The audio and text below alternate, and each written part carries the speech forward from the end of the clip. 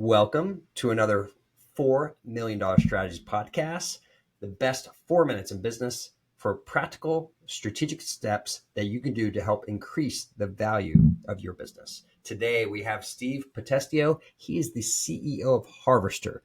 He's going to talk to us about creating a strong brand for your business. Steve, what are some concepts that you do to help create a strong brand?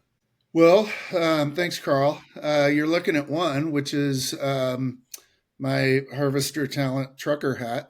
I think it's funny because Harvester Talent is a recruitment agency, and I've been in the recruiting industry for the better part of my last 20 or so years working. But it's been in the creative services industry. So I have a creative and a branding background. So I've been able to have some fun with the brands that I've created.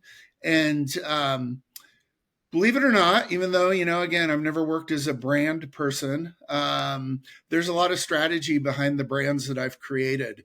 And, with brand, I think the first thing people think of is, oh, there's a logo. And they may think of there's a logo and maybe there's a tagline. And that may be all the further their maybe strategic orientation to brand is. And I guess maybe I'm stereotyping or generalization on business owners. So apologies for that.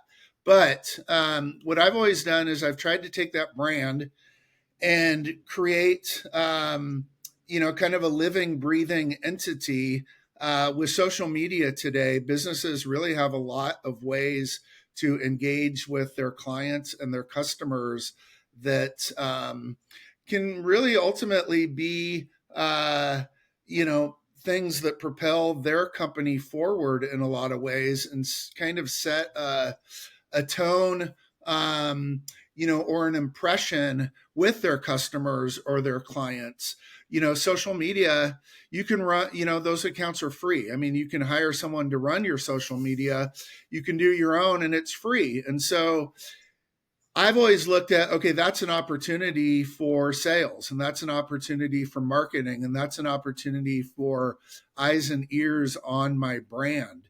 And so what do I want my brand to say? And how do I want my brand to say it?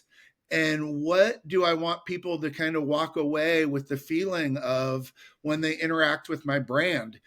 And that goes through, I think, again, it starts with, okay, there's a logo and there's an identity and there's a tone and voice and how your social channels look.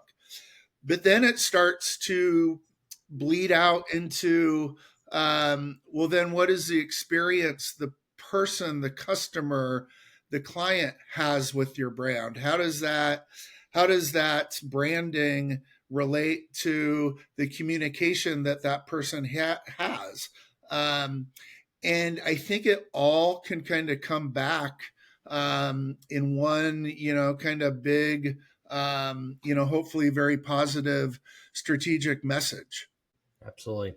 Steve, I think that's a great point. It's interesting as you were talking about those things. If you have your hat on right now in terms of Harvester and showing, I've got my Measure Success podcast shirt on right now. I've got my Lost at CEO thing behind me, right? There is consistent messages you could do from a visual standpoint, but then there's also how you be and interact with people on a day-to-day basis, which also helps drive your brand. Steve, thank you so much for your insights today on how creating a strong brand.